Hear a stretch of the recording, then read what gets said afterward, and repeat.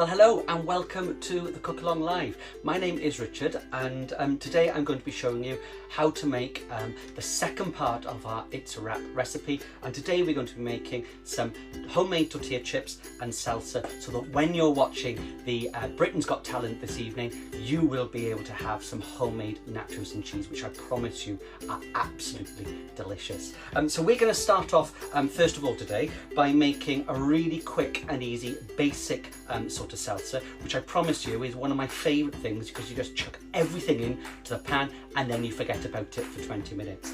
So for our tomato salsa, we have obviously got a can of tomatoes. Now, if you haven't got chopped tomatoes, don't panic. If you've only got regular plum tomatoes, just chop them up by hand instead, so you don't have to worry about having chopped tomatoes necessarily. I've got a little bit of tomato puree, and all the quantities are available on the Facebook page and also our website. We've got some pepper, which we're going to chop up in a couple of moments. I've got an onion, and then I've got the sort of spices that we're going to add, along with a little bit of our stock cube, which is our source of salt, and some garlic just there. So let's crack on with making this salsa, because as I said, it takes about 20 minutes to cook, but don't panic. In true Blue Peter style, I have got some that I made earlier just there. So just to start off, because I know that some of us will need to prepare the vegetables, I've got just 1 clove of garlic, which I've already prepared. I've got some fresh peppers just there. I've got a mixture of yellow and green peppers, and I'll show you how I'm going to prepare those in a couple of moments. I've also got an onion, and I'm going to prepare the rest of the onion in a couple of moments time. If you are going to be preparing these vegetables and you're a younger person, then obviously make sure that you have got a parent or an adult watching and supervising you do the knife skills. There's also some hints and tips on the knife skills that we teach here at Cooking Together, available on our website, which I'll tell you about afterwards. So I'm going to crack on with preparing my peppers. You can see that I've already started to prepare these, and all that we're going to do, we're going to cut these first of all into little sort of chip shapes, and then we're going to cut them into little dice pieces. And there's 2 little varieties of knives that I like to use when I'm cooking. If I'm working with children under the age of about 6, then I'd be recommending that they are using, or you are using, one of these little doggy knives just here. These aren't cheap, they're about £9 each, and if you literally Google dog knife with teeth, a list of suppliers will actually come up, and I really like them because you've got the cunfon there, the tail, you've got the trine, you've got the ear, you've got the eye, and then you've got the igam zigzag teeth, which is really important because that means that younger children aren't able to chop. They must saw, or in Welsh, llivar. So that's that little knife just there. If you can't access that one, then on Amazon you can get these little plastic knives that are really good for the younger children. Again, you've got that igam edge, so they can't chop. You must llivar. Any child older than about 7-8 years old and they've had a practice of knife skills, then you can use one of these little sharper knives. Again, these have got that little igam edge, which again means you can't chop, you must llivar. So to cut into slices, we're going to make a little claw. To make your little claw, it's hand out flat. I'll show you just like that. Fingers close together, thumb goes underneath, and then you curve your fingers over. So it's a little bit like an animal's claw, okay? So thumb at the back, fingernails pointing straight down, just like that. And the theory is that even if I touch my nails, I'm not likely to cut myself.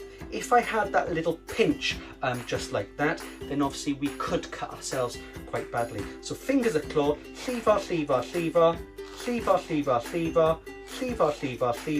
and I cut it into my little chip shapes just like that. And then literally it's fingers as a claw again, so thumb at the back, fingernails pointing straight down, llivar,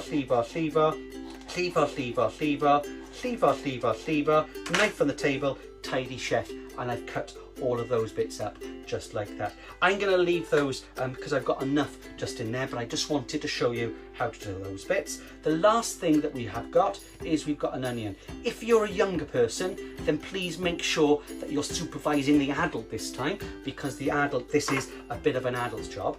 And if your eyes water when you prepare an onion, it's basically because you've cut that root off right at the bottom. So here's the simple rule: leave that root on and hopefully your eyes won't water. So the first thing, you can see that I've cut it in half because the other half is just in there, and I'm just going to remove the outside layer just like that, and pop that into my little waste bowl just over there. And then because it's flat, it's on a nice flat surface, just like that.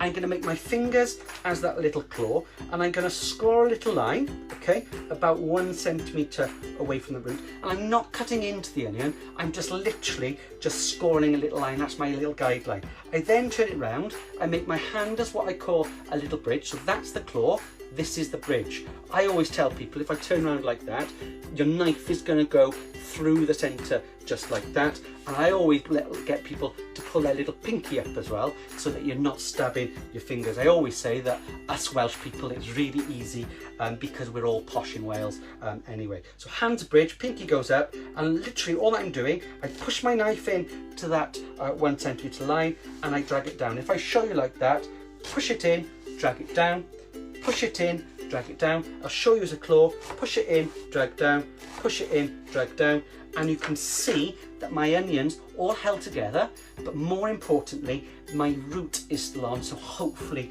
my eyes won't water.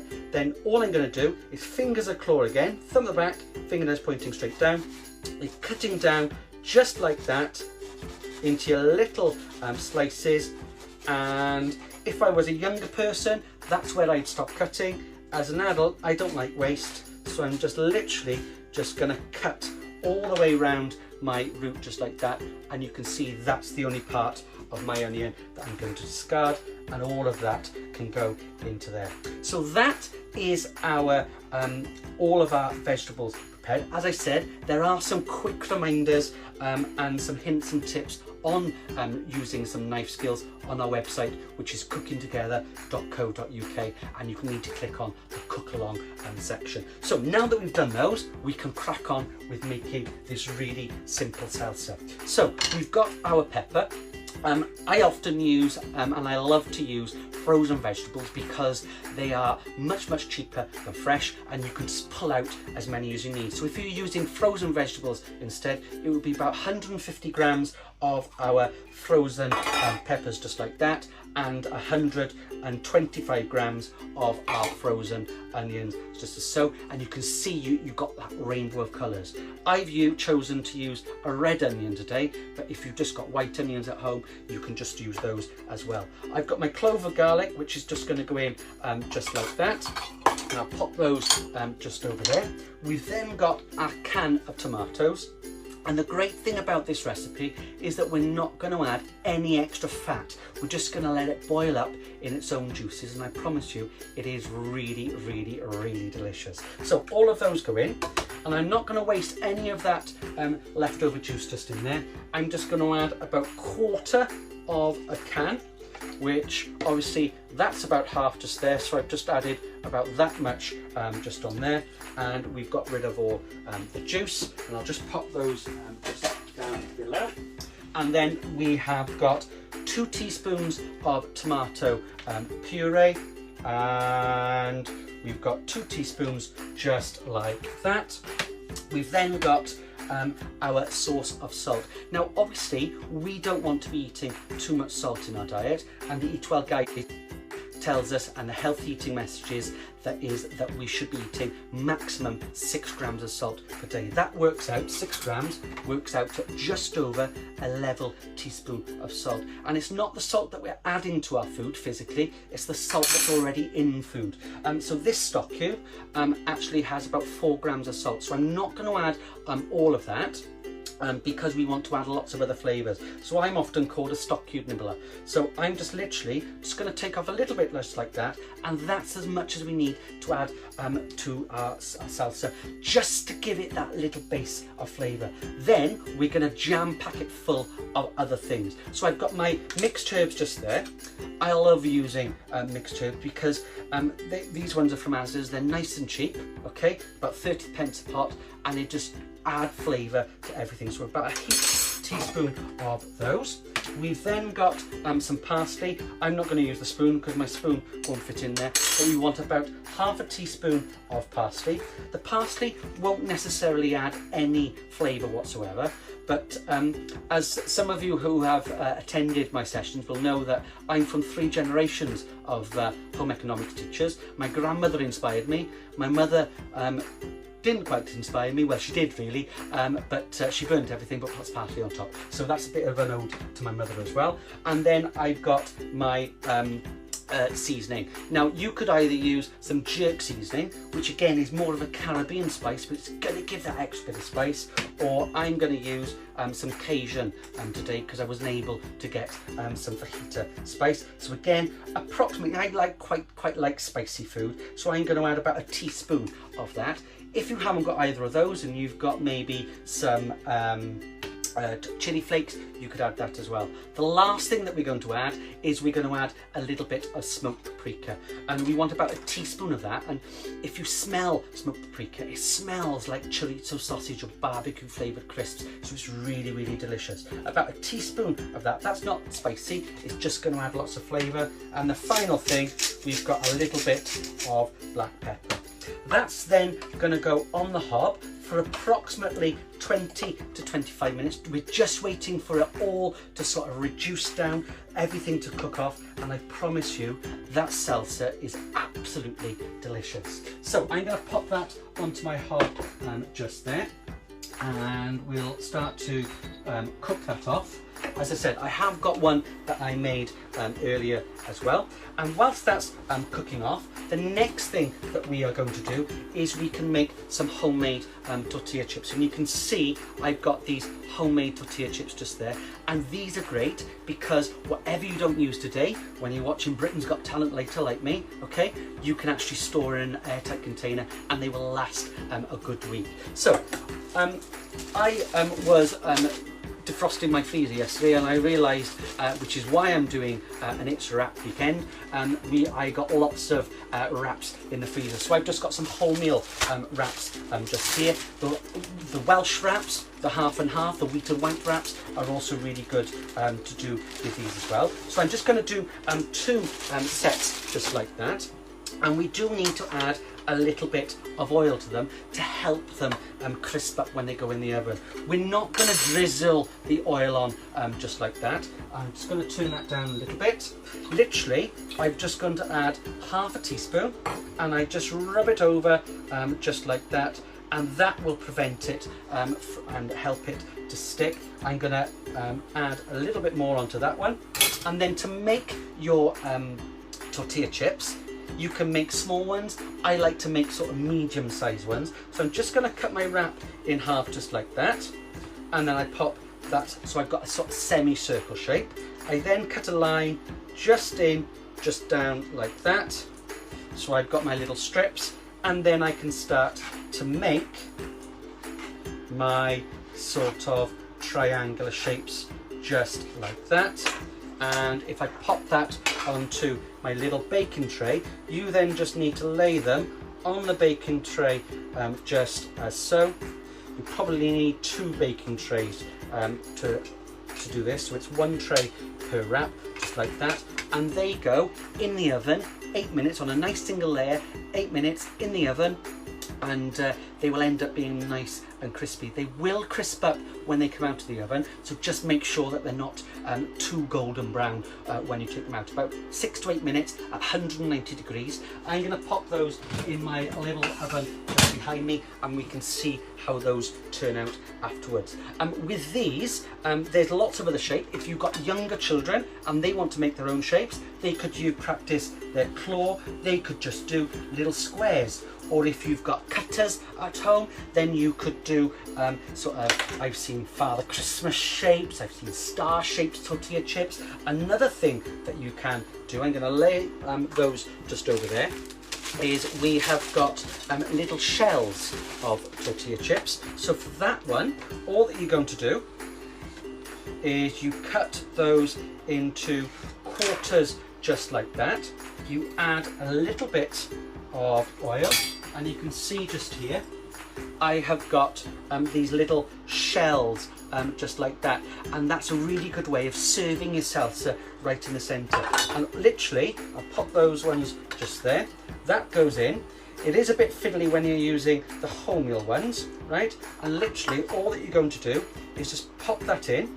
If it rips, don't panic, you can just rip a little bit off and stick that just there, and you can see we've got those just like that. And again, 8 minutes in the oven and they will cook really, really well as well. So that goes in just like that. So I'm going to prepare the rest of those afterwards. So I think now we're ready to serve our nachos and cheese. So I'm just going to quickly just wipe this table area over just like that. Get rid of that bit. And as I said, in true Blue Peter style, here's some salsa that I made earlier, and you can see that delicious salsa just in there. So we've got that just like that. I'm going to now serve my tortilla chips on my little plate, and this is a great sort of sharing sort of recipe as well. So literally all I'm going to do is pop some of my tortilla chips just in onto my plate just like that, trying to leave a bit of gap in the middle, just as so. Try not to add too much. And then literally I'm going to add my salsa. Natural fact, I'll use, rather than using a wooden spoon, I'll use this one because it'll make it a little bit tidier. I'm going to pop my salsa just in the centre, just like that. The last thing we've got is we have got some cheese. And obviously when we're thinking about cheese, make sure that you always choose a hard cheese, because that means that you can grate it. And also make sure that you're choosing a reduced fat cheese and a mature flavoured cheese, because you can use less of it to get that cheesy flavour. And the recommended daily amount is about 30 grams. That just goes into there. And I'm just going to turn and turn and turn and tap, turn and turn and turn and tap, turn and turn and turn and tap, turn and turn and turn and tap. And you can see we've got our nachos and cheese just like that. That then goes in the oven for about 2 to 3 minutes, just until it's all that cheese is melted and the salsa's already nice and hot. The nachos are starting to heat up, and then we can serve it with a little bit of creme fraiche and a little salsa. So I'm just going to pop that just into my oven just there for literally 2 minutes, just until it is cooked off. And I just wanted to show you the last recipe, which is just this little salsa just here. And I'm going to make a little spicy sort of dressing to go with it. So in there I've just got a little bit of iceberg lettuce, which I've chopped up really, really finely. I've got some red onion, some spring onion, and some tomatoes. You could add cucumber to it, you could add peppers to it, whatever you wanted. We just want to get as many flavours as possible. So to that, we're going to make a really, really, really quick sort of dressing. And when you're making a sort of salad dressing, okay, the simple rule that you have to follow is that it's 2 parts oil to 1 part vinegar. Okay, and anything that you've got left over can be stored in the fridge for a few days. So I'm just going to use this vegetable oil just here. So as I said, it's 2 parts oil to 1 part sort of vinegar. So I've got a little bit of white wine vinegar just here, and it would help if I was able to open it up just like that. And I'm going to add half a sort of spoonful of that. I've also got a little bit of lemon juice just here, so I'm going to add a little bit of lemon juice. So that is about 1 tablespoon in total of that. Then we're going to add our spices. So we're going to add a little bit of garam masala, And garam masala is a mixture of sort of all those Indian sort of spices. Cumin, there's a lot of cumin in there, which is going to give it a nice base sort of flavour. I'm going to add the obligatory smoked paprika, just like that, just about quarter of a teaspoon. I'm going to add the obligatory sort of Cajun sort of spice, so you're going to start to spice it up. And then we have definitely got the obligatory mixed herbs and the obligatory parsley. We want to add as much colour and flavour to it as possible without using that salt. And then the last thing, excuse me 1 second, I just need to get myself a little fork, if I can find one, just there. And the last thing is we're just going to whisk that up, and you can see that we have got our lovely dressing just there. I hope you're able to see that just like that. And I'm just going to add 1 and 2 teaspoons, and as I said, the rest of that will last in the refrigerator for a few days, and then that can be mixed up just like that. So I'm hoping that our nachos and cheese have started to melt, which it has just here. So I'm just going to get that out just like that. You can see that cheese has now melted just like that. So as I said, I'm going to serve this with some creme fraiche. So creme fraiche is a little bit healthier than using something like sour cream, but you're still going to get that creamy sort of flavour. I'm going to add my creme fraiche on that side. I'm going to add a little bit of my salsa dressing just there, and maybe some on that side as well, just like that. And obviously we're trying to get as many sort of flavours and colours onto this as possible, and I always like things to be even, so I'm going to add another sort of dollop of that just there, and you can see that you have got your perfect nachos and cheese just like that. Just as a little final thing before I go, to serve these little baskets, again, all that you're going to do is you're just going to serve a little bit of your salsa just into the center of each basket, just like that. You can then add some cheese, which we will add just like that. I'm quickly running out of cheese. I might steal some from the table just there. You can add a little bit of your creme fraiche, and just as so, and then finally finish it off with some of your salsa, just as so. And you can see, if I hold perfect and sort of little tortilla baskets. So hopefully the recipes are now available on the Facebook page for you. If they're not, I will definitely put them on as soon as I have finished this cook along. I hope that you have enjoyed today's cook along. I'm going to look forward to eating these in a couple of moments. Don't forget that all the recipes are available on the Facebook page, as well as our website, which is cookingtogether.co.uk, and I look forward to seeing you tomorrow for another It's a Wrap. Diolch yn fawr and cooking your happies.